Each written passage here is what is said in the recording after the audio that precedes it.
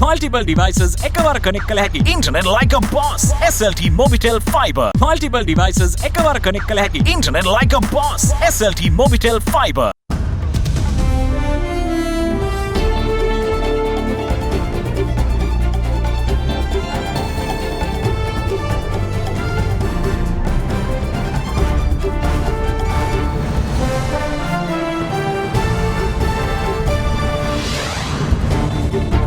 Tonight, testing times. Former IMF official calls for Sri Lanka to go cold turkey from its welfare addiction. Every family saves up for difficult times. Our country did not, and we are suffering. And why didn't we suffer? Because we are too busy playing a welfare state, subsidy state. Should have. The central bank governor says Sri Lanka's current suffering comes down to delays in getting IMF help. Is it enough? As the fuel situation continues to worsen, the People's Bank opens a $42 million LC for fuel, clearing the air. Both city officials to head to the Chogam Biz Forum to clear up misconceptions. Most definitely, there will be difficult, pertinent, challenging questions posed to us by international investors, and we are ready to clarify those questions. All this and much more coming up tonight on First at 9, this Friday, the 17th of June, 2022. නැවුම් සුවඳින් පිරේ නවරින් වෙළඳපොලේ අඩුම මිලකට සුවඳවත් තේරීමක් smart ඉතිරියක්. From AdaDerana, this is AdaDerana First at 9, live from Studio 24 in Colombo. Good evening, you're watching First at 9 with me, David Ebert. Now, the government has introduced a 2-week work from home period for the public sector employees starting from Monday, the 20th of June. The decision was reached after taking into account issues in transportation services caused by the shortage of fuel as a result of the ongoing economic crisis in the country. The circular on the matter was issued by the Ministry of Public Administration, Home Affairs, Provincial Councils and local government. However, this work from home initiative is not applicable to essential services, according to the ministry.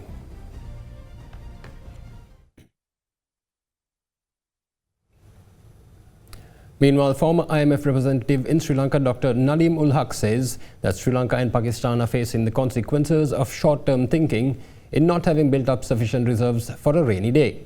Speaking to Indivari Amuwatta on our current affairs program at Hyde Park on AdaDerana 24 yesterday, Dr. Ul Haq's solution to the current crisis is for Sri Lanka to embrace the globalization revolution and shed its long-held plans for a welfare state. Former resident IMF representative in Sri Lanka, Dr. Nadeem Ul Haq, says that Sri Lanka has a long road to travel on if it is serious about recovering from its worst economic crisis in history. Speaking to Indivari Amuwatta on our current affairs program at Hyde Park on AdaDerana 24 yesterday, he explained what went wrong with Sri Lanka and what the country needs to do to put things right. But look, the point is we can't blame anybody. We should have developed reserves. India has 100 billion plus. We should have saved up for a bad time. Every family saves up for difficult times. Our countries did not, and we are suffering. And why didn't we suffer? Because we are too busy playing a welfare state, subsidy state. We were playing these shenanigans and not thinking about global competitiveness and not thinking about creating safety net for the coming future. Everybody knew that at some point fun times would end, and they have ended now. So people who have money in their pocket are going to be okay. People who don't have money in the pocket, like Pakistan and Sri Lanka, have to go begging. And when you beg, you have to, do whatever is necessary. But even now, my advice to Pakistan is, and I would say the same thing to Sri Lanka, please change your vision. Please join the globalization revolution. Open out your economies, make your economies more productive. Stop protecting labor, stop protecting industry. We must go towards productivity and competitiveness. In terms of what Sri Lanka's current options are at present, Dr. Ul Haq explained that it needs to think beyond the IMF solution and bring about some major changes to how business is done. In the immediate short term, there is no substitute for the IMF. The IMF was designed for that. You will have to take and accept the IMF program. My advice is take it consciously, carefully, and take their advice, but at the same time go much further. IMF advice is going to be much more on the fiscal side and the monetary side. They might expect some interest rate increases. You might expect some tax increases. You might expect some exchange rate further depreciation. Okay, these are my major big ticket items that will come along. But then, of course, there are other things. For example, we've been talking about bank privatization in Sri Lanka for a long time.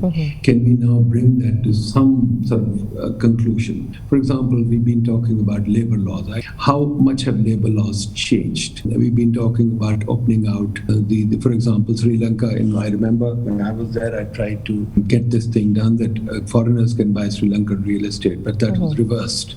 So we need to figure out how we can attract capital. At the same time, we talked about it when I was there, how open is the Sri Lankan financial market. We need to make it more open. We need to try and make it more efficient. Why is it that Dubai can have a very good financial market? Singapore can have it. Why not Sri Lanka?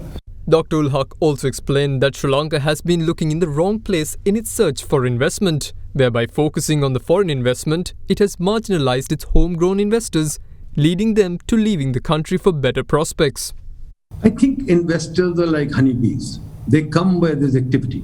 So quite frankly, we pay too much attention to FDI. FDI will come wherever there is local investment. I think the key to investment is local investment. If there's a buzz of local investment, you'll see that every foreigner will rush to you. And that is the direction that we should go in. Let the local investor work. What happens in these countries, in my country, for example, I've seen again and again, that we are so busy looking after the foreign investor, giving the foreign investor a lot of advantages in tax holidays, land availability, many things. We handicap the local investor. There were some good entrepreneurs in Sri Lanka who ran away. Lots of Pakistani very good investors are running away from the country. Countries that make it attract talent don't repel talent. China developed when its talent came back. India started growing fast when its talent came back. My country talents is leaving every day, and we are sending them out more and more because we are looking for remittances. I think the same is the case in Sri Lanka. You can't just expect foreign investment to do it. Dr. Ul Haq also stated that given the country's situation, it would be more prudent for the island to shed its traditional aversion to controversial industries such as gaming, and advised authorities to focus on giving its tourists the right facilities that will make them flock to its shores. First thing is to recognize is there will be pain. But even when you're putting the country back on its financial legs, there is no question about it that we need to develop a whole new vision for Sri Lanka. For example, I remember when I was in Sri Lanka, there were a few casinos there. And there was always controversy, should these casinos be closed down or not? Now, I do remember, I kept telling people, look, as far as I'm concerned, I'm a Muslim. Yes, casinos are banned here. But look, when you're hungry, casinos are okay. That we tend to ban things without thinking. We have to figure out what people want, tourists want, etc., and we have to provide it. Now, Central Bank Governor Dr. Nandalal Veerasinghe, in an interview with BBC's Newsnight yesterday, said that the delay in seeking IMF help was a very bad mistake that, if avoided, could have saved the country from the unnecessary suffering being experienced by its populace. Further, Governor Dr. Veerasinghe also touched on his expectation to continue in the position for the full 6-year term until the crisis is brought under control. Speaking to BBC's Newsnight yesterday, Central Bank Governor Dr. Nandalal Veerasinghe has critiqued the delay by the country's previous officials in charge of the economy in heading to the International Monetary Fund. When asked about the reason for Sri Lanka's economic situation, Dr. Veerasinghe didn't mince his words, labelling former CBSL Governor Ajit Niwat Kabral's insistence on avoiding the IMF program as a mistake. We could have taken this decision that we have taken much earlier than now. If we had taken those decisions, for example, go to the IMF earlier, we started the debt restructuring process 1 year before, we could have managed this situation without this kind of suffering in this country. Right. That's my view. So if your predecessors had made different decisions, the situation could have been more manageable today? That's my view, yes. His comments come amidst some of the attempts by the current government to restore some semblance of order to the economy that is currently experiencing an extreme fuel shortage, soaring food prices and lack of medicines. According to the United Nations World Food Programme, it estimates around 2/3 of Sri Lankan households are forced to skip meals. Dr. Veerasinghe called Sri Lanka's current predicament the worst economic crisis to hit the country since independence. An IMF team is due to arrive in Colombo for talks on Monday. Governor Dr. Veerasinghe also touched on the speculation whether he will continue in his position by the end of this month, saying that he has expressed his willingness to take on a full 6-year term. Dr. Veerasinghe also explained that he didn't have any expectations of serving for only 2 months, adding that if this was the situation, he would not have taken the job. He stated that the task is not one that can be addressed within 2 months, with the situation expected to get worse before it gets better. In the meantime, former Sri Lanka Central Bank staff have written a letter to President Gotabaya Rajapaksa, urging him to keep Dr. Veerasinghe at the helm of the central bank. Any moves to remove him from his position, they say, will be viewed as a highly unpatriotic move with ulterior motives, they wrote. Meanwhile, the United Nations World Food Programme has begun distributing food vouchers to expectant mothers in underserved areas in Colombo yesterday as part of its emergency response for Sri Lanka. Through the initiative, the recipients will be able to buy food needed for their well-being and will also receive access to antenatal care as well. The World Food Programme estimates that it would need $60 million to help 3 million people from June to December if food and nutrition needs persist beyond September. The United Nations World Food Programme began distributing food vouchers to pregnant women in underserved districts of Colombo yesterday, marking the start of the UN agency's emergency response in the country that is facing its gravest political and economic crisis since independence. The UNWFP stated that the monthly vouchers provided are worth around 14,000 rupees and will enable more than 2,000 women to buy much-needed food. Further, it stated that the recipients will be provided antenatal care by public health authorities as well. World Food Programme Deputy Regional Director for Asia and Pacific in Colombo, Anthea Webb, stated that pregnant mothers need to eat nutritious meals every day, but the poorest find it harder and harder to afford basics. She added that when they skip meals, they are putting their own health and their children's health at risk. She noted that incomes of poor families in cities and those working in estates have plummeted compared to market prices that have soared, and added that it is vital to act now as global prices of food and fuel continue to rise. The program is part of the Humanitarian Needs and Priorities Plan launched jointly by the United Nations and other partners last week, requesting more than $47 million to aid close to 1.7 million people worst affected by the economic crisis. The World Food Programme stated that nearly 5 million people, or 22% of the Sri Lankan population, are food insecure and are in need of assistance. Given its concern that food and nutrition needs under the joint program will persist beyond September, the World Food Programme estimates it will require $60 million to assist 3 million people from June through to December. At a meeting of the Committee on Food Security held today at the Prime Minister's office, a decision has been taken to focus special attention on food security, especially for children's homes, elders' homes and homes for the disabled. At the meeting, Prime Minister Ranil Wickremesinghe also stressed the need for a medium and long-term plan for a modern agricultural system that would create a regionally competitive market. The Committee on Food Security met at the Prime Minister's office this morning under the chairmanship of Prime Minister Ranil Wickremesinghe.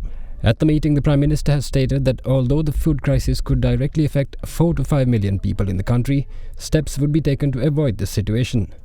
The Prime Minister also instructed that a committee be appointed headed by parliamentarian Nimal Lanza to tackle the food crisis successfully and to appoint MP Dr. Harshali Silva and representatives from the army and the private sector. The Prime Minister also instructed the committee to prepare a plan in this regard and submit it to him within 2 weeks. Instructions were also given to officials to prioritize the provision of gas and fuel to the fishing community. The Prime Minister also emphasized the need to pay special attention to food security, especially for children's homes, elders' homes and homes for the disabled. He also stressed the need for a medium and long-term plan for a modern agricultural system that would create a regionally competitive market. Meanwhile, the Committee on Public Accounts has proposed to the government to import 800,000 metric tons of rice to face the forthcoming food crisis. It was reported that the meeting also focused on obtaining the support of the SAARC Food Bank and the World Food Programme. And we'll be back with more stories after this short break. Do stay with us.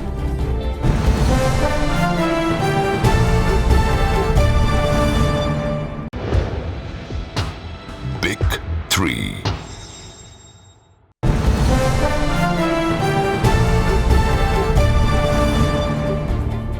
Welcome back. Now, President Gotabaya Rajapaksa today instructed the Ministry of Finance and the Central Bank of Sri Lanka to take steps to open letters of credit with the support of state and private banks for the purchase of fuel. Accordingly, the People's Bank today opened letters of credit amounting to $42.6 million to procure 300,000 barrels of 92-octane petrol. The President also instructed officials to take measures to distribute fuel in a methodical manner to refilling stations island-wide, whilst also cracking down on fuel hoarders and black market racketeers. President Gotabaya Rajapaksa issued a host of instructions today to officials with regard to the distribution of fuel, given the extreme shortage the country is undergoing at the moment. Through a media communique issued today by the President's Media Division, the President instructed the authorities to take steps to systematically distribute stocks of fuel that have been received and are to be received in the next few days. The President also said that the Ministry of Finance and the Central Bank should work together with state and private banks to issue letters of credit in order to facilitate the importation of sufficient stocks of fuel to the country. The remarks were made by the head of state during a special discussion held on the fuel crisis at the President's house in Fort today. During the discussion, attention was directed towards the possibility of entering into long-term fuel supply agreements with suppliers. Meanwhile, the President stated that since public transport is a priority when distributing fuel, steps should be taken to issue fuel to private and tourist buses and school vans using refilling stations owned by the Sri Lanka Transport Board under the supervision of the police. It was also decided to continue to issue fuel from refilling stations for essential services with Army and STF security provided. The head of state emphasized that security forces should be directed to strictly enforce the law against those who hoard fuel for black market resale. Meanwhile, following the discussions between the President and energy and banking sector officials on the opening of letters of credit through state and private banks, the People's Bank today opened letters of credit worth $42.6 million to purchase 300,000 barrels of 92-octane petrol. In other developments, given the limited operation of public transport, the Ministry of Education has taken steps to reallocate teachers to schools located in close proximity to their residences. However, the ministry stated that the transfers would be subject to a host of conditions that must be met by the teacher who wishes to be transferred to a nearby school. In the meantime, the Ministry of Education has also instructed fuel stations to prioritize teachers reporting to examination centres when issuing fuel. Meanwhile, on the domestic LP gas front, Litrogas Lanka Limited announced that the company is only issuing gas for essential and commercial purposes. Despite this news and calls for the public to avoid queuing up, the general public continues to flock outside distribution outlets. The fuel shortage in the country has forced people to travel to their places of employment under extremely risky conditions due to limitations in public transport operations. Many people were seen risking their lives during the journey to their places of employment, as many were seen hanging out of buses and train compartments. The lack of fuel in the country has forced both private and state buses to run at half their capacity. This has given the public little to no option in getting to their workplaces using bus transport.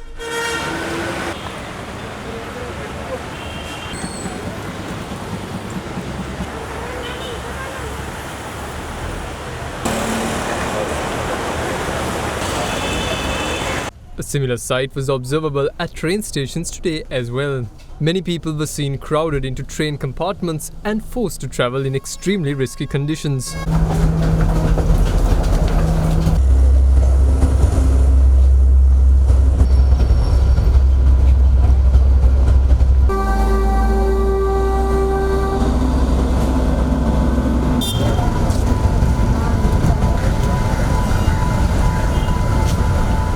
Meanwhile, bus drivers along the Kottawa bus route blocked the entrance to the Makumura Multimodal Centre in Kottawa today, alleging that the centre had been dispensing fuel to only highway buses. As tensions arose at the centre, police intervention was sought by officials to defuse the situation. Following a discussion that took place between the bus drivers and the officials, it was decided to issue the remaining fuel that had been available at the premises to the bus drivers. In the meantime, the Minister of Transport and Highways Bandula Gunawardena launched a special night express train from Mount Lavinia to Kankasanturai today. Accordingly, the train will depart from Mount Lavinia at 10 p.m. every Friday and will reach the Kankasanturai railway station at 5:45 a.m. the following day.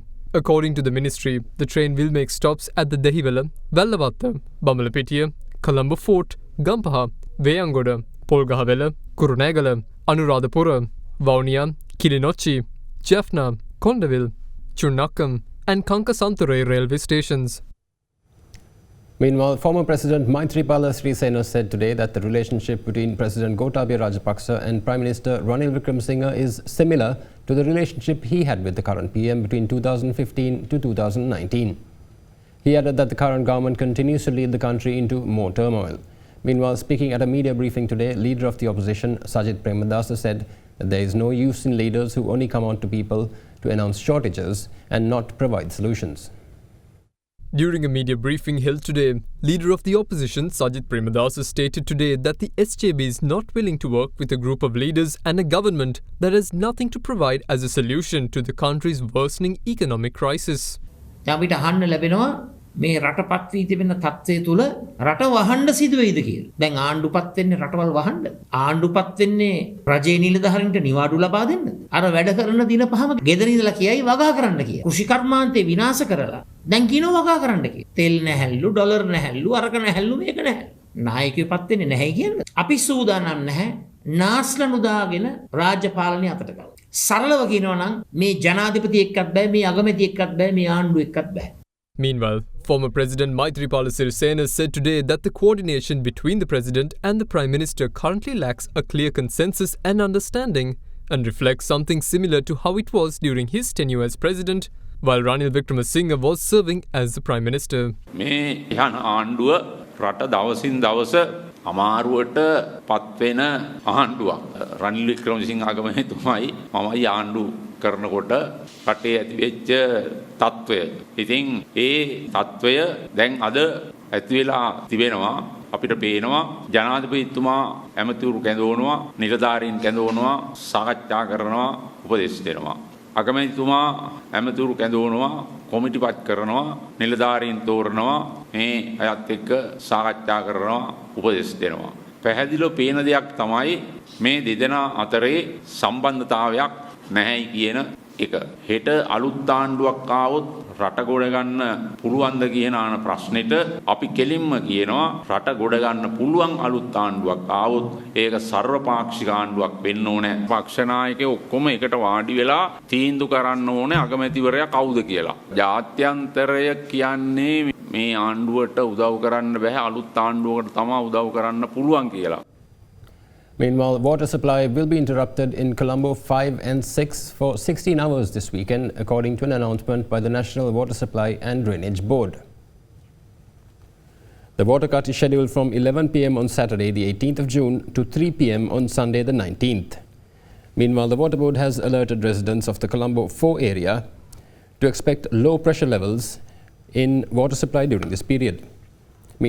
It added that the interruption will be due to an upgrade in the Greater Colombo Water and Wastewater Management Improvement Investment Program.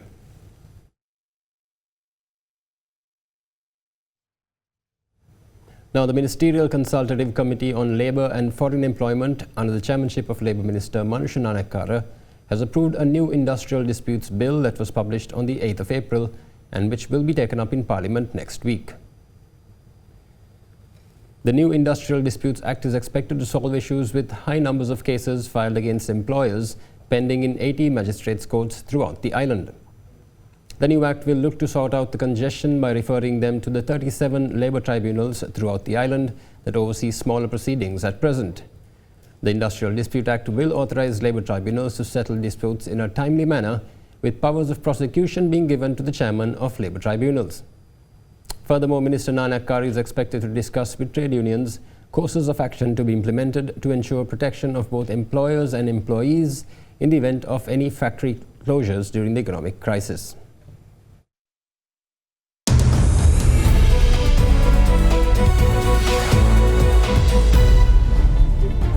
Welcome back. Now, the Colombo Port City Special Economic Zone is set to be under the spotlight at the Commonwealth Heads of Government Meetings Business Forum in Kigali, Rwanda from the 21st to 23rd of this month. Port City Colombo Deputy Managing Director Tulsi Aluvihari explained that the Colombo Port City Economic Commission and CHEC Port City are expecting to clear out existing misconceptions about the project and answer any difficult questions from over 40 top investors at the event. Officials of the Colombo Port City Economic Commission and CHEC Port City Colombo are set to participate in the CHOGM Business Forum later this month in Kigali, Rwanda.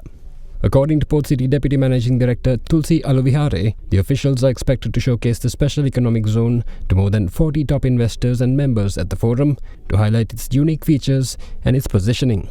This year, CHOGM 2022 is scheduled to be held in Kigali in Rwanda. There are 54 member countries part of the Commonwealth. However, over 90 countries will participate in this year's CHOGM. We completed reclamation in 2019 and the Port City Economic Commission Act was passed in Parliament in May 2021. And this is the first opportunity or occasion that we will have to go in front of such a large, diverse audience to showcase Port City.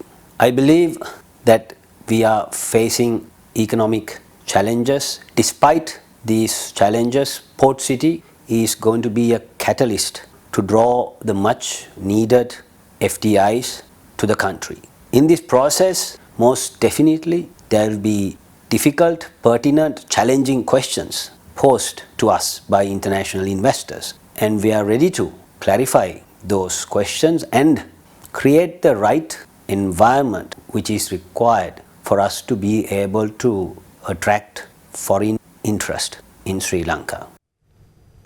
Now, the Manufacturing Purchasing Managers Index has recorded a 13-point rise in the month of May due to the recovery of employment, especially in the textile and apparel sectors.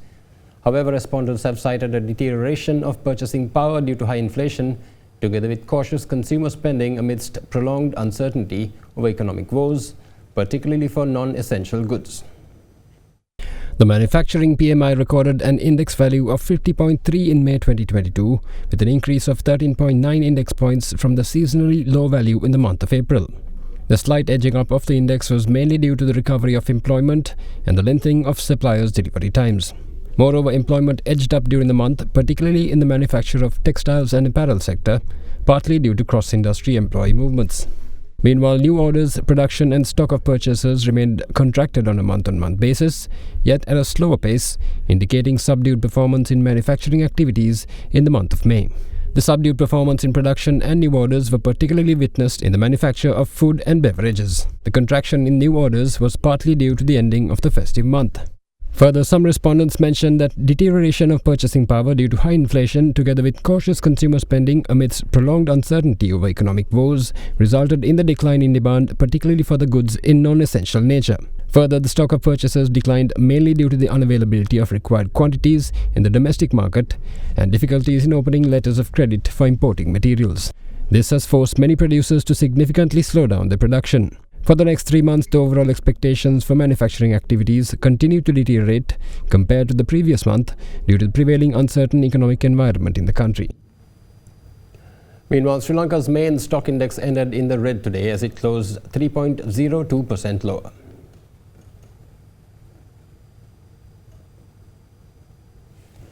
The main all-share price index was down 232.88 points to 7,472.39 at the time of market closure. The more liquid stocks, S&P SL20, fell 94.44 points to end at 2,403.69. Meanwhile, the market saw turnover of 1.2 billion rupees as it closed while 62 million shares were traded during the day. The top losers were LOLC Holdings, Browns Investments and Expo Lanka. And that's all the news we have for you tonight. We hope you join us again at the same time tomorrow. Good night.